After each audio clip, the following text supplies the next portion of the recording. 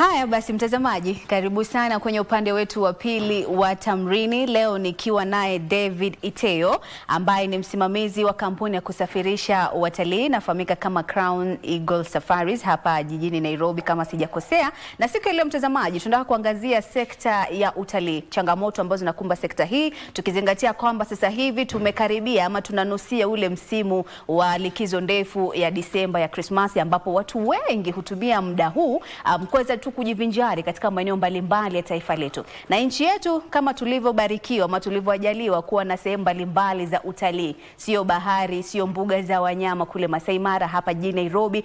Lakini je, tunataka kuelewa, je, hii sekta inaimarika vizuri kama inavyostahili ama ni changamoto gani tu ambazo zinakumba sekta hii? Na David Iteyo atanisaidia kuelewa hili, kwa sababu kumekuwa tu na vuta ni kuvute kidogo, kwa sababu kwa muda sasa hivi shirika la wanyamapori liliweza kuongeza tu baadhi ya ada za kuingia katika mbuga za wanyama.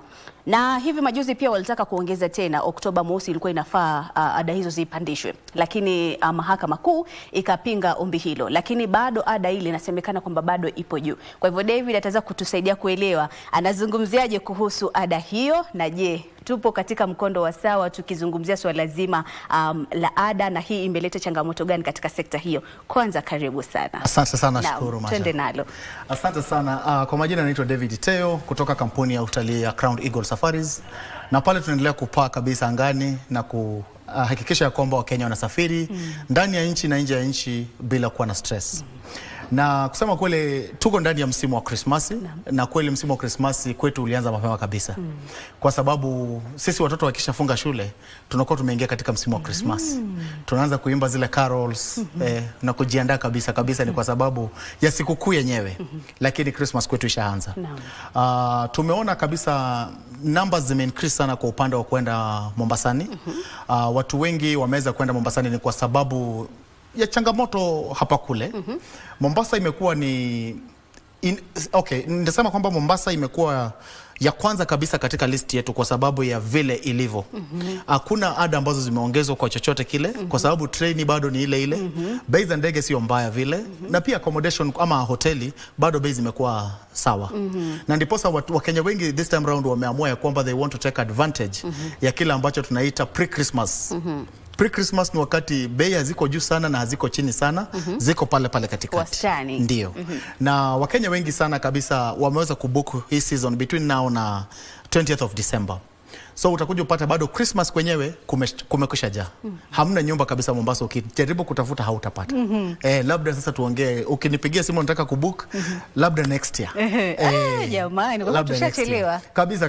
Lakini zuia kidogo hapo kwenye swala la hii bei ya mahali kwa kuweza kulala na hata vyakula. Tuzungumzie kidogo hii ada ambayo imekuwa changamoto kwa baadhi tu ya watu. Wamekuwa ikibua tumbo joto kwamba bei ya kuingia katika baadhi ya mbuga za wanyama ipo juu kidogo. Alafu pia sijui hii huwa inawaathiri vipi nyinyi katika hii sekta ama katika hii biashara yenu? Mara nyingi wanasema ya kwamba sekta ya kiutalii si sekta ambayo unaamka tu leo na kufanya mambo. Ni sekta ambayo inahitaji kuwepo na makubaliano na pia kuwepo na maongezi baina ya wale washikadau katika industry, kwa sababu hao ndio wanaelewa vile mambo haya yanafanyika. Sekta ya kiutalii ni sekta ambayo watu wanajipanga mbele ama wanajipanga kabla ya muda. Unapata kama tuseme sasa hivi kuna wageni ambao wameweza kulipa nasi kwa kuweza kusafiri mwaka ujao wa Agosti. Ushaona? Sasa wakati utakuja upandishe ada in between sasa na Agosti, inamaanisha kwamba mimi ninaathirika. Na nina mambo mawili tu. Jambo la kwanza ni kumrudia mgeni kumwambia kwamba ada imeongezwa. Sasa mgeni aweze kufanya uamuzi kama ataongeza ama hataongeza. Na mara nyingi asipoongeza inamaanisha ya kwamba mimi nahitaji kumrudishia hela zake. Na katika process ya mimi kumrudishia hela yake, kumbuka nilikuwa nishafanya, nimeshalipa labda ndege, nimeshalipa labda mahali wageni wanalala, magari ya kutumia katika usafiri wa hapa nchini. Unakuja unapata ya kwamba hao suppliers ambao umekwisha kuwalipa, hawawezi wakakurudishia pesa. Watakueleza ya kwamba tutakupa kitu ambacho inaitwa credit note. Credit note ni ile kwamba pesa yako haijapotea, unaweza ukatumia hii pesa labda kwa siku za usoni. Ushaona? Lakini wewe mgeni anakuambia mimi si kulipa labda Serena, nilikulipa wewe. nahitaji pesa yangu. So unakuja unapata ya kwamba sisi kama washikadau tunapata changamoto kubwa, kwa sababu unapata tunaumia ni kwa sababu ya serikali yetu.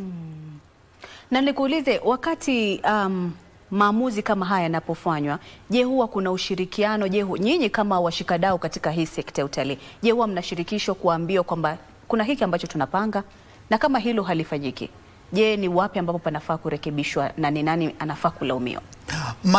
Mara nyingi hakuja kuwepo na ushirikisho wa kijumla. Umekuwa ushirikisho labda wa watu kidogo wale, na unapata ya kwamba kama hii juzi wakati KWS waliongeza ile ada, hamuna yeyote ambaye alifahamishwa. Hata viongozi wetu kwenye sekta hawakufahamishwa. Ni jambo ambalo lilikuwa tu implemented na mambo yakakuwa hapo hivyo. Na bado licha ya kwamba waliongeza ile ada ya kuingia kwenye mbuga za wanyama, kulikuwepo na ada nyingine ya 8.5% ambayo iliongezwa ambayo inatumika katika mfumo wa kulipa. Hiyo ni kitu ambacho hakijawahi kuwepo. Wanalipa kidijitali sasa hivi. Na mara nyingi kulikuwa na zile option ya kwamba unaweza ukalipa na M-Pesa, unaweza ukalipa kwenye benki, ambalo ilikuwa ina work vizuri sana na sisi, kwa sababu vile unaelewa hauwezi ukamark up ama ukaongeza tuseme nini mark up, like siwezi nika mark up ile ada ya kuingia kwenye mbuga za wanyama, kwa sababu ni kitu ambacho kimekuwa published online na hata wageni wanaweza wakaona. Anajua kama Nairobi National Park ni $43. Mimi siwezi nikamlipisha 50. Ushaona?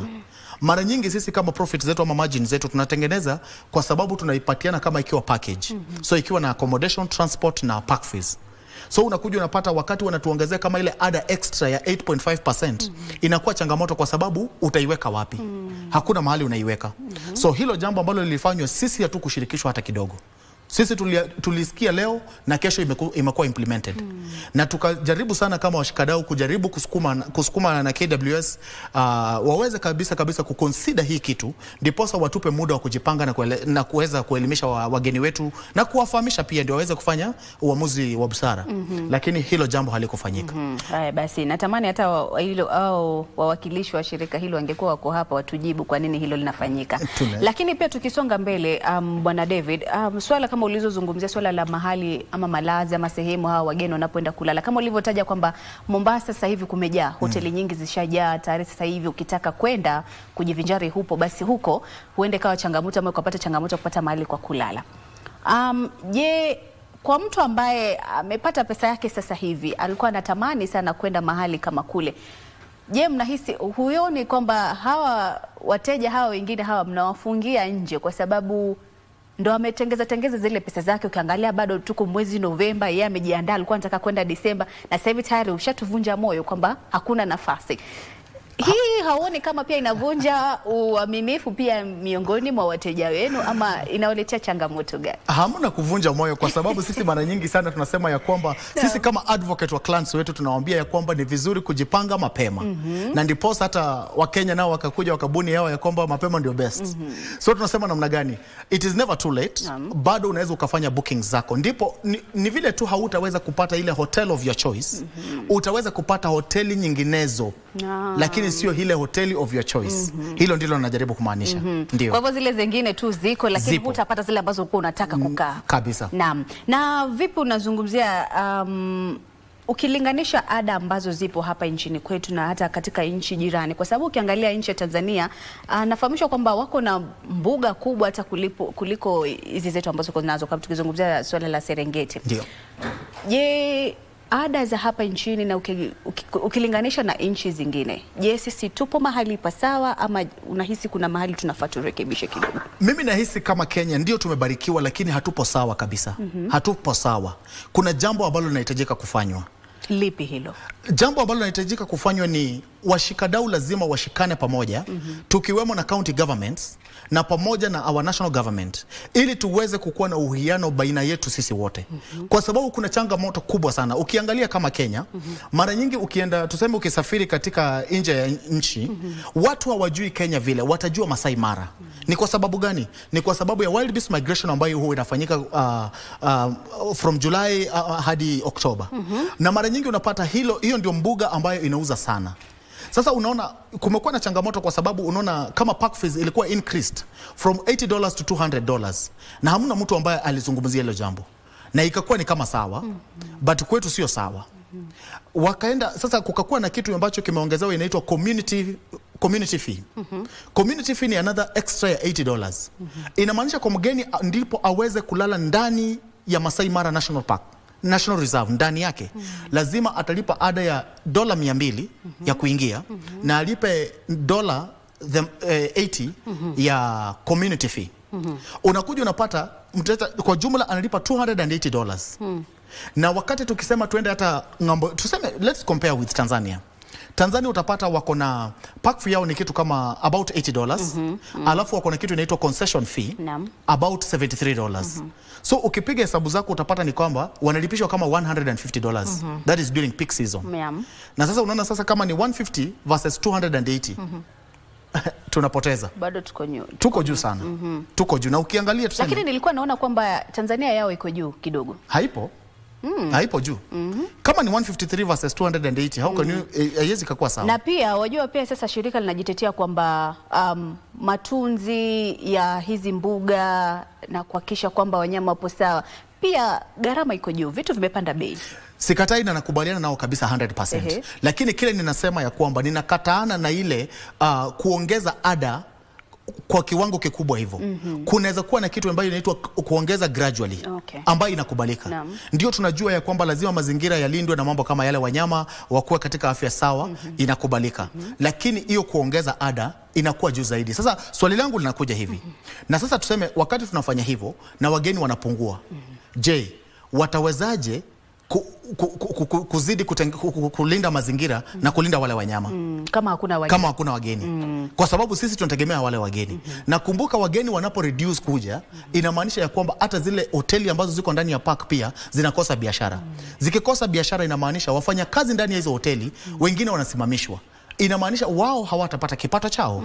Na wasipopata kipato chao, inamaanisha hata familia zao zinaumia. So tusiangalie tu mambo ya conservation. Wacha tuangalie hata pia na communities pia na familia ambazo ziko involved. Sio jambo tu la shirika moja. Hapana. Wacha ikuwe ni sisi wote kwa jumla kama wa Kenya. Na Kenya ukiangalia ni kituo cha utalii kama naweza sema hivyo. Je, unahisi kwamba kama serikali na hata nyinyi kama washikadau mmepigia debe vilivyo taifa letu kuonyesha kule nje kwamba sisi ni kituo cha utalii, na ukija Kenya basi utajivinjari vyote kwa namna yote unayotaka? Kutaka kwenda baharini utaenda baharini, utaka kwenda kwenye ziwa utapata ziwa, ukitaka kwenda kwenye mbuga za wanyama utapata mbuga za wanyama, utaka kwenda kuona misitu utaiona. Je, unahisi kwamba tumeipigia debe vilivyo kama kituo cha utalii? Bado kabisa. Nahisi kwamba bado kabisa tuko na mwendo mrefu. Kwa sababu tunahitaji kusema ukweli kupiga kabisa shughuli. Kwa sababu juzi nimekuwa England na nikaenda mpaka Wales, na nikiwa Wales nilikuwa nafanya mikutano na washikadau pande ile. Na mara nyingi unapata kwamba wanakuuliza maswali ambayo ni maswali hauwezi expect ya kwamba mtu ambaye ako kwenye industry akuulize. Inamaanisha ya kwamba Kenya tumerudi nyuma katika ulingo wa kimataifa. Hivyo ndivyo ninaweza kusema. So tunahitaji kabisa to pull up our socks in terms of marketing the country, kwa sababu hatujafanya enough. Tumelegea kabisa. Naweza sema. Na ni yapi hapo tunafaa kufanya sasa ili tuweze kutangaza kwamba Kenya basi ni kituo cha utalii? Ni yapi hapo unahisi tunafaa kufanya? Nyinyi kama washikadau, jukumu lenu ni lipi, na serikali jukumu lao ni lipi? Jukumu la serikali kuu ni kusukuma utalii wa Kenya ama kuuza nchi ya Kenya kama mahali ambapo pana vivutio vingi vya utalii hapa. Na wanafanya hiyo through Magical Kenya. Na Magical Kenya inakuwa funded na Kenya Tourism Board. So mimi nahitaji ya kwamba they need to increase their budgets. Kwa sababu ninahisi ya kwamba budget zao ziko chini kidogo. Ndiposa tuwezi kuwafikia wageni vile inavyofaa. Kwa sababu ukiangalia hata trade shows, vile tunatokea katika trade shows, unakuja unapata ndio tuko na stand nzuri kabisa, lakini kidogo imelema, iko chini, viwango viko chini kabisa. Kwa sababu tukikompare katika regions, ukiangalia kama stand ya tuseme hata Uganda, ukiangalia stand ya kitu kama Rwanda, their stands are outstanding. But sisi kama Kenya kidogo tuko chini zaidi. Unapata ya kwamba mimi ninahisi ya kwamba tour operators wanafanya a lot of work kwa sababu ya kutangaza utalii kuliko hata serikali yenyewe. Na inafaa ikue the other way round. Serikali inahitaji kupartner na hawa tour operators ambao wako willing kuuza Kenya na kuisukuma kabisa to the next level. So that wanaweza tusaidia, kwa sababu unapata ni hapa tu Kenya peke yake unajilipia we mwenyewe ticket yako ya ndege, unajilipia accommodation kule unaenda kutangaza utalii, na unajilipia ile entrance fee ya kule kwenye unaenda kufanya hiyo exhibition. Countries zingine zinapata subsidy. Unapata ya kwamba serikali yao inawasaidia labda wanalipa maybe ndege maybe 50%, maybe wanaambiwa maybe mtalipa stent, mkikuja mnapata compensation maybe ya 50%. Na unapata countries kama South Africa zimeweza kuuza utalii kabisa kwa sababu ya kitu kama hicho. Angalia nchi kama Botswana. Ni nchi ndogo sana, iko na 2.5 million people. Lakini ukiangalia vivutio ambavyo wanavyo, hoteli zao they are premium kabisa. Zinauza bei kali lakini nayo quality. Sisi kidogo quality yetu imeshuka. Ni kwa sababu gani? Hatuwezi tukaweza kufikia wale watalii ambao wanafaa kuja kwetu nchini. Tunahitaji pia kuleta wawekezaji humu ndani, waweze kuja wakainvest na kuleta hoteli brand kubwa kubwa. Ninaongelea kitu kama Four Seasons. Kama Serengeti wana Four Seasons. Sisi tuko na JW Marriott. Tunahitaji pia wakina Four Seasons wakuja wa invest hapa, wakina Shangri-La wakuja. Lakini kwa nini tusiboreshe zile ambazo tuko nazo, zile zetu za hapa nchini? Ndio, inawezekana, lakini inahitaji, bado itahitaji wawekezaji kwa sababu sisi wenyewe hatuwezi. Hilo ni lazima tukubaliane tu. Kwa mbona na akili hiyo ya kusema kwamba hatuwezi? Ninahisi hivyo kwa sababu hivyo ndio kama notion ambayo imeweza kuwekwa. Kwa sababu unaona mambo mengi hatuhusishwi. So kama sijahusishwa inamaanisha sijiwezi kwa njia moja ama nyingine. Lakini umezungumzia changamoto kubwa ni kama hakuna ushirikiano, kwa sababu sekta ya utalii sio tu mbuga za wanyama peke yake. Ni mashirika ama washikadau tofauti tofauti. Tunazungumzia usafiri, tunazungumzia hoteli, tunazungumzia usafiri wa ndege, usafiri wa barabarani, hoteli ambapo wageni wataenda kulala. Ndio. Je, nyinyi kama washikadau wenyewe tayari kama hizi sekta tayari tofauti tofauti, ofisi mbalimbali, je, mpo na huo ushikamano wa kusema kwamba acha sisi kama shirika la ndege tutafanya hivi, tutaleta wageni, hoteli hizi zitakuwa zinachukua wageni, gari hizi zitakuwa, mnashirikiana kwa pamoja, mnafanya kazi pamoja ili kuhakikisha kwamba kila kitu kinaenda shwari? Nitasema kweli, kwa hakika hamuna hiyo ushirikiano kabisa. Hata kama hupo sio sana. Na hiyo ndio changamoto ambayo tunayo kubwa katika nchi ya Kenya. Kama juzi uliona kuna washikadau wengi walijitokeza nje na wakaweza kuandamana, ni kwa ajili ya kuweza kushinikiza KWS kuweza kurudisha zile bei za awali, ndipo kazi ya utalii iendelee kuwa rahisi. Kwa sababu wakati mimi nimeumia kama tour operator, hotelia ataumia kwa sababu hatapata wale wageni. Kwa sababu naye airline pia ataumia kwa sababu hataweza kuwaleta wale wageni. So ukiangalia in one way or the other, kila mtu ameweza kuumia katika sekta ya utalii nchini Kenya. Na umesema kwamba sasa hivi kila mahali kushabukiwa, yani hoteli zimejaa, nyingi zimejaa. Unazungumzaje utalii sasa hivi mwaka 2025 umekuaje? Hali imekuaje katika hiyo sekta ukilinganisha na miaka ya nyuma? Najua mwaka 2020 kulikuwa chini kidogo, lakini hebu tupatie taswira. Hali inakuaje? Je, kunaendelea kuimarika ama unaonaje? Nitasema hivi, nitasema iko 50-50. Kwa sababu kuna zile mbuga ambazo zimeweza kuinua viwango na zikaweza kupokea watalii zaidi. Kwa sababu kama nisemeje, mwaka uliopita na mwaka huu ukiangalia utalii katika mbuga ya wanyama kama Tsavo East, Tsavo West na Amboseli, it was all packed. Ilikuwa packed kabisa. Haya, ukikija kuangalia Masai Mara, Masai Mara ilikuwa na peak season ya only 2 months. Which has never been the case. Usually tuna peak season kwetu huwa inaenda mpaka Oktoba. Lakini for the first time ilikuwa miezi miwili tu.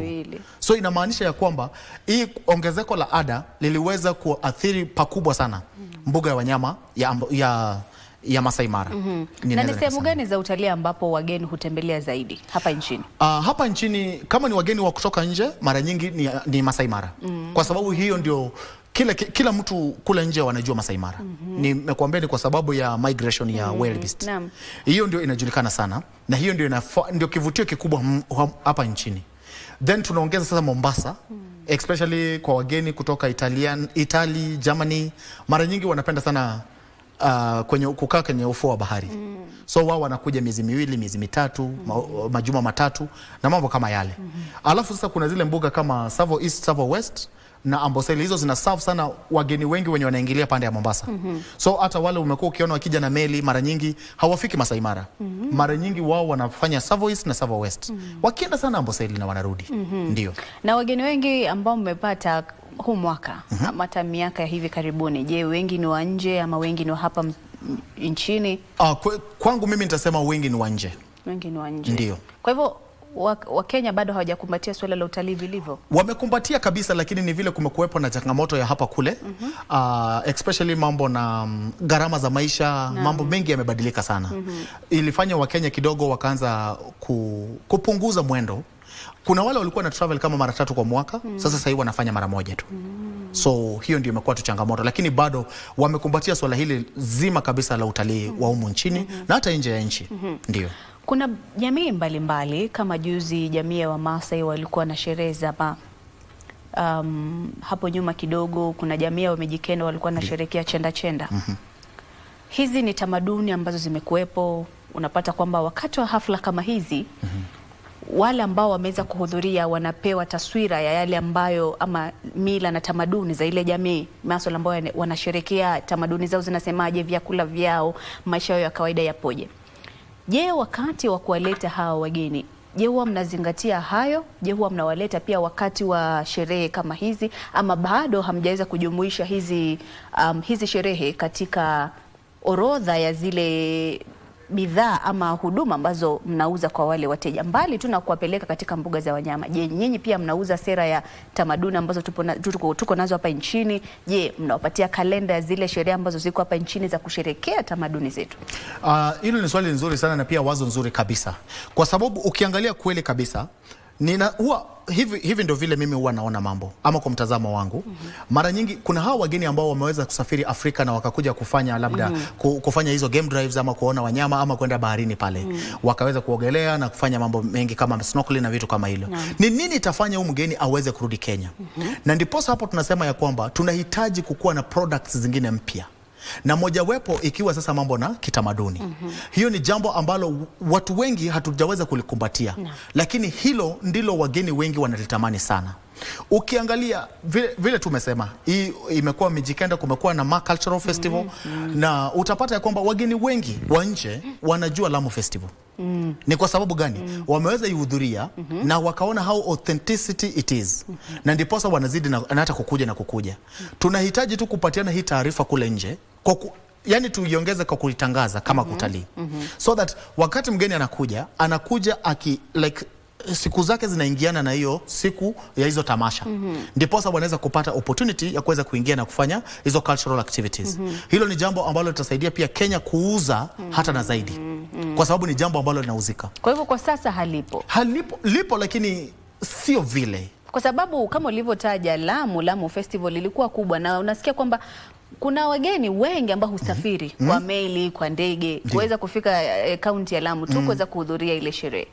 Je, ni kipi ambacho unahisi kaunti ya Lamu ilifanya ambacho kinafaa kuigwa na hizi kaunti zingine? Tuzungumzie kaunti ya Masai, ya Narok, tuzungumzie pwani kule na jamii zingine ambazo huwa ziko na sherehe za kitamaduni. Niseme kwamba kaunti ya Lamu walikuwa na uhusiano mzuri sana na hawa washikadau wote. Na ilikuwa inaanzia mpaka kwa ule CS ambaye alikuwepo Bwana Najib Balala. Naye pia akaweza kuitangaza kama mojawapo ya sehemu ya utalii ama nguzo kuu ya utalii wa Lamu. Na katika kulifanya hivyo ikakuwa rahisi hata wale wageni, because unajua unapata kama tuseme kama cabinet secretary anapozungumzia jambo linachukuliwa na uzito na watu dunia mzima. Ushaona? Sasa mimi nikikuja na niweze kulitangaza baada ya huyu mkubwa wangu kulisema, linakuwa na urahisi kupenya. Na hivyo ndivyo ilifanyika. Na ndiposa Lamu Festival Cultural kwangu mimi ninaweza sema kwamba it is the leading in the whole country. Hivyo ndivyo ninaweza kusema. Kwa sababu wakati wa Lamu Festival huwezi ukapata ndege ya kwenda Lamu. Kweli kabisa. Huwezi pata usafiri wa barabara. Basi yenyewe hupati. Huwezi kupata. Kwa sababu gani? Kwa sababu ya vile walifanya. Na mimi ninaweza nikasema namna gani? All county governments zinahitaji kushikana na kufanya kazi pamoja na sisi washikadau, ndiposa tuweze kupromote all the counties. Kwa sababu kama kesho tutakuwepo na mkutano mkubwa sana pale Kiambu. Wameweza kutuinvite, wametuambia kwamba sisi kama washikadau Kina nani? County government. Tutakuwa na governor mwenyewe pale. Ameweza kutuinvite sisi kama Kato Kenya Association of Tour Operators. Tuweze pale kuenda pale tukaone vile vivutio ambavyo wanavyo. Inamaanisha namna gani? Kuna vitu ambavyo mimi sikuwa navijua kwa sababu mimi nimetokea pande ya magharibi ya Kenya. Sasa ninaenda kujua vile vivutio ambavyo vipo wapi? Kiambu. Inamaanisha nikirudi nina new product kwenye portfolio yangu. So nitaweza kuuza Kiambu as a destination. Na ndipo tunasema namna gani? All other counties zinahitaji kufuata suit. So that pia tuweze kupromote country mzima. Isikuwepo tu ni Wamasai peke yake ama Wasamburu peke yake. Cultures ni mingi. Let us promote all our 47 cultures na sisi wote tutakuwa kwenye biashara. Lakini tupo na wawakilishi katika kila kaunti. Kila serikali ya kaunti kuna waziri, kuna katibu, kuna afisa mkuu ambao nazungumzia CEC, nazungumzia chief officer, nazungumzia director. Ndio. Utasikia wa jinsia na tamaduni. Katika kila kaunti tuko nao. Ndio. Hebu zungumzia majukumu yao. Je, unahisi kwamba wanafanya vile inavyostahili ama bado kuna mahali wanafaa ongeze juhudi zaidi? Nitasema wengi wao wamezembea sana kazini. Wamezembea kabisa kazini. Na mara nyingi hata ukiwaandikia labda ujumbe mfupi na uambie labda unataka kuwa na mkutano na wao, muweze kuzungumza jinsi ya kuimprove utalii katika nchi labda eneo lao. Mara nyingi hawatarudisha. Sasa mimi hata imebaki kuwa swali kwangu, ni kazi gani wanayofanya katika maofisi zao? Kwa sababu sisi kama washikadau hawajatufikia na hatuoni kile ambacho wanafanya kupromote utalii katika sekta zao. Wacha niongelee kwetu kule ambako nimetoka. Kakamega. Tuko na bullfighting, tuko na Kakamega Forest, tuko na Bongo Cultural Center, na hivi ni vitu ambavyo vinaweza vikaleta watu ama wageni kutoka taifa mbalimbali waje kuweza kuviona. Lakini swali ni wale CECs ambao umeongelelea, je, ni jambo gani hili wamefanya ama wameshirikiana na mshikadau yoyote kuweza kufanya jambo kama hilo pale? Hakuna yoyote. Na nyinyi mnapeleka mapendekezo? Mara nyingi tumewaeleza, lakini hawatachukulia na uzito fulani. Mara nyingi ukiwaambia unataka kuwa na mkutano nao, hawatakubali ama watakuwa busy. Unashindwa wanakuwa busy wakifanya nini? Kwa sababu sisi wakati nilikuwa nina grow up, kulikuwa na a lot of attractions, a lot of vehicles coming in and out of Kakamega Forest. Siku hizi unaweza enda kukaa Kakamega Forest for a week utaona gari ya kitalii. Swali ni nini kilibadilika? Because bado tuna wale ndege ambao bird watchers wanataka kuwaona. Mbona hatutangazi? Na nahisi kwamba wakati mwingine tutakapo kuita ama kualika hapa, tumwalike pia na katibu Bi Umi Bashiri, angalau atupatie mawili matatu yanayoendelea katika serikali. Kabisa. Na pia David, kuna swala ambalo nimeweza kulichunguza ama kuliona likifanyika sana hapa nchini, na sio nchini peke yake, ni kwamba Wakenya wengi unasikia kwamba mtu anachanga, anaekeza, anaweka pesa kidogo kidogo, anataka kwenda kujivinjari katika nchi za nje. Sana sana kama nitaweza kutaja nchi kama vile Dubai, nchi kama vile Thailand, nchi kama vile Ufaransa. Wanataka kwenda zile nchi, unaona wanapiga mapicha wakiweka kwenye mitandao ya kijamii. Lakini mtu unapomfuata, unapomuuliza, ushaitembea Mambrui? Mambrui iko Malindi. Na Mambrui iko na mandhari kama ya Dubai. Kabisa. Lakini ukimuuliza ushaifika Mambrui, kaunti ya Kilifi, atakwambia Mambrui ni wapi? Sipajui. Lakini anajua Dubai, lakini hajui kwamba kuna mahali ambapo kuna kafanana na Dubai kidogo kwa sababu ule mchanga wa kule. Lakini hajaifika. Je, unazungumziaje kuhusu hilo? Jambo kama hilo nitasema ya kwamba lote linakuja ni kwa sababu ya utangazaji wa utalii. Ukiingia kwenye internet ama hata ukiingia kwenye Facebook ama Instagram ama Twitter ama TikTok, hauwezi ukakosa advert yoyote ya Qatar Airways iki-advertise wapi? Doha. Iki-advertise Qatar. Unaweza kuona yale mandhari, unaona hapa nahitaji kwenda. Nataka kwenda. Ukienda pale unapata Emirates Airlines ina advertise Dubai. Ukiona vile mambo yale unasema nataka kwenda kule. Na nchi mbalimbali zinatumia vyombo ambavyo wanavyo ni kwa ajili ya kutangaza utalii wa nchi yao. Na hilo ndio jambo kubwa limefanya watu wengi wakataka kwenda katika hizo mataifa mbalimbali. So sio kwamba ati kuna jambo lolote special ama anything nini. Hapana, ni vile unazidi kuona jambo kwenye macho yako, una create interest. Then unataka kuli experience. Hivyo ndivyo wao walifanya. So ukiangalia wameinvest katika marketing strategies zao, na wao wanatumia mpaka airlines zao ambapo sisi kidogo bado tumerudi nyuma, bado tuko nyuma. Ndio. Na ni vipi tutafikia hayo malengo kama hayo? Ni vipi tutafikia mahali kama hapo kusema kwamba basi sasa hivi tumefika pale, hata kama hatuko miongoni mwa nchi 5 duniani, basi angalau nambari 6-7 pale? Kulingana na mimi ninaweza sema ya kwamba tuna kama wakimbiaji hapa katika nchi yetu ya Kenya. Naam. Tuko na wachezaji mpira, kandanda na rugby wengi sana. Mimi ninaweza sema ya kwamba tunahitaji kujitolea kama nchi tuweze kusupport some of these teams so that wakati wanacheza tuseme kama zile jezi wako nazo wache zikuwe na kitu kama Visit Kenya. Ushaona? Jambo kama hilo, kwa sababu hiyo ni michezo ambayo inaonekana internationally. Sio mchezo tu ambao unaonekana hapa nchini peke yake. Alafu wache tukue na watu wengi ambao watazungumzia utalii wa Kenya. Isikuwe tu ni sisi washikadau peke yetu. Hapana. Tukue na watu kama Kipchoge wakuja on board. Let them talk about tourism. Tukue na watu kama Kipyegon waongelee utalii, wapigie utalii debe. Ushaona? Watu kama kina Omanyala wakikuja wakipigia utalii debe, utalii wetu utaweza kuimarika kwa viwango vikubwa zaidi. Pia tuko na Kenya Airways. Wacha Kenya Airways ifanye jambo ni kwa ajili ya kutangaza utalii wetu wa nchi. Kwa sababu kama Emirates wanafanya, Doha Qatar wanafanya, then hata sisi tuko na uwezo wa kufanya. Nilikuwa naangalia nchi kama Rwanda. Ukiangalia majezi yote ya Arsenali imeandikwa hapa Visit Rwanda. Wewe ni Mkenya lakini umevaa jezi la Arsenali na unaambia Wakenya wenzako waende wapi? Waende Rwanda. Mbona uambiwe waende Masai Mara? Mbona uambiwe waende Mamrui? Mbona uambiwe waende Samburu? Ni sisi wenyewe hatujaweza naweza sema hii sekta hatujaweza hatuheshimu sekta ya utalii. Ama hatuienzi. Kwa sababu pengine kama naweza kuuliza, umetaja neno zito kidogo kwamba watu hawaheshimu hii sekta. Je, unahisi hiyo ndo sababu kwamba hata mtu anapotembea mahali kama vile Mambrui, Diani, anaona tu niko nchini, mahali kwa kawaida? Hakijachukuliwa. Unajua jambo hili la utalii linahitaji kuchukuliwa na uzito kidogo. Linahitaji kuchukuliwa na uzito kidogo. Na litachukuliwaje na uzito? Lazima hii sekta iweze kutengenezwa ama niseme kusafishwa, iweze kukuwa na heshima ambayo inastahili kuwepo nayo. Kwa sababu ukiangalia utalii katika nchi ya Kenya umeweza kuandika ama kuemploy watu wengi zaidi sana.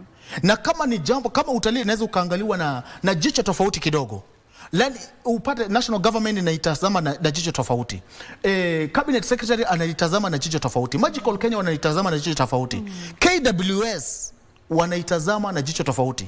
Kutakuwepo na unadhifu katika sekta hii. Na sekta hii itaanza kuheshimika na watu. Kwa sababu enda hapa Uganda. When Ugandans wanaongelea kuhusu Kenya, utadhani ni Amerika. Kwa sababu gani? Wao wanahisi ya kwamba Kenya tuko mbele. So imagine sasa sisi wa Kenya wenyewe tukisema ya kwamba tunataka kusafisha industry yetu, tuweze kuwa na nidhamu, madereva wetu wakuwe sawa, hata KWS wenyewe wanapotaka kuwekelea mambo kama haya wanahusisha kila mtu, wanakuwa na mazungumzo, tunafikia hatima ya jambo. Na kuambia industry hii itakuwa juu kabisa. Na Kenya itachukua usukani.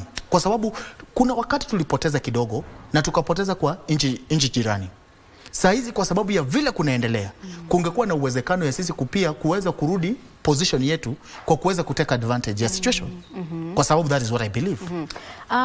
Ile swala sijui kama uko kwenye nafasi ya kuweza kulijibu, lakini kulikuwa na vurugu kidogo mwaka jana 2024 mwezi Juni hapo. Kulikuwa na maandamano hapa kule, kukawa na hali ya sintofahamu hapa nchini. Je, hiyo kwa namna nyingine unahisi kwamba pia iliathiri utembelewaji ama ujaji wa watalii hapa nchini? Pakubwa tena zaidi. Kwa sababu hata sisi wenyewe tulipata cancellation during that period.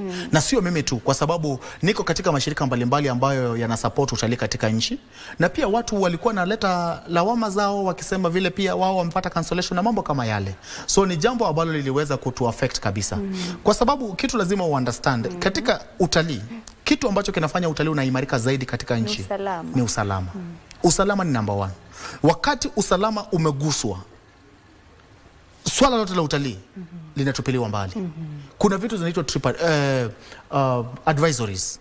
mara nyingi hizi mataifa ya nje zinaandika advisories kwa watu wao, taifa hili haliko sawa kusafiri ndani, lakini unaweza usafiri ukitaka kwa hiari, kwa raha zako, kwa hiari yako. Sisi in case jambo likupate kule, sisi hatupo. Ushaona, mara nyingi jambo kama hilo linawaingiza uoga zaidi, na unapata linakatiza hiyo usafiri.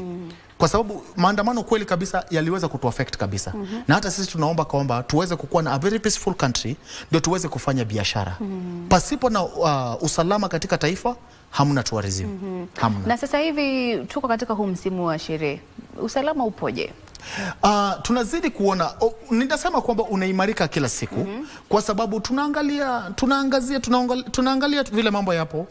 Kulingana nasi tunajaribu, hatuwezi tukasema usalama upo ama haupo.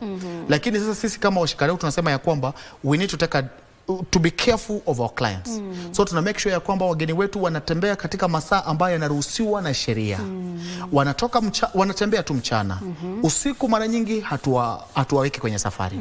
Hivyo tu. So ni sisi wenyewe tumeamua lazima tutaweza sisi wenyewe tuweze kukua afisa wa usalama wetu. Kwa sababu hatuwezi ngojea polisi au akaweze kulinda sheria ama akaweze kuweka usalama. Kwa sababu kuna nchi ukienda, mimi kuna nchi nimeweza kuzuru na tofauti sana na Kenya. Sijawahi ona polisi. Na swali langu ni kwamba kuna polisi wanasema wapo. Ukitaka kuona, fanya makosa utawaona. Fanya fujo uone. Fanya fujo utawaona. Mimi natumai siku moja Kenya tafika pale. Ndio. Na kama shirika ama kama washikadau mpo na kampuni ya utalii, nyinyi mnafanya kipi kuhakikisha kwamba mnapigia debe utalii wa hapa nchini? Pia ukipeana neno lako la mwisho. Mimi kama Daudi ama kama Crown Eagle Safaris, kama mzalendo wa nchi ya Kenya, nimekuwa nikijihusisha katika shughuli mbalimbali za kuweza kutangaza utalii katika mataifa mbalimbali. Mwaka uliopita niliweza kuzuru around 5 countries in Schengen states. Mwaka huu nimeweza kuzuru United States of America, na nilikuwa na roadshow ambayo ilikuwa imeorganiziwa na Kenya Tourism Federation. Na kazi yetu haikukuwa kuenda kujivinjari, ilikuwa kuenda kutangaza utalii wa nchi. Na pia juzi tu tulikuwa tumesafiri kuenda UK, na tulikuwa katika hii exhibition ambayo inaitwa WTM London. Na pia tulikuwa tumeenda kutangaza utalii kule, kuambia watu ya kwamba Kenya is the only country ambayo kama hujasafiri katika nchi ya Kenya then wewe hujafanya usafiri. Unahitaji kusafiri Kenya. Kweli. Mimi ninasema ya kwamba tunahitaji kushikana mikono sisi kama washikadau, tuposa tuweze kukamilisha hii lengo la kuweza kuleta wageni wengi katika taifa la Kenya, kwa sababu tuko na target kulingana na Ministry of Tourism vile wameweza kuonelea. Na tutaweza tu kufikisha namba hizi idadi ambao ni ngapi? Close to, was it 5 million? 5 million tourists. Ni jambo ambalo linawezekana, lakini kama tutashikana. Kweli. Tusiposhikana haliwezekani. Naam, nimeshukuru sana, asante sana kwa muda wako, na asante kwa kutoa nta na kutu kwenye masikio. Kweli tumeelimika na tumejielimisha mengi zaidi. Asante sana Bwana David. Na mtazamaji, shukrani za dhati, na kumbuka kwamba usingoje kwenda Dubai, usingoje kwenda nchi nyingine ndio uweze kupiga picha na kuonyesha kwamba umeenda kuzuru ama umeenda kujivinjari. Hapana, hata unapotembelea mbuga ya Nairobi hapa, mbuga yoyote ama sehemu yote ya kivutio cha utalii hapa nchini, piga picha, jivunie kuwa Mkenya, na tuweze kuimarisha sekta yetu hii ya utalii. Kasichana Masha ndio jina langu, Lensa Odingo akinisaidia kwenye upande wa lugha ishara, na pisha jukwaa kwa mwenzangu wa habari za saa 7 mchana kutoka kwangu, na kutakia utazamaji mwema. Kwa heri.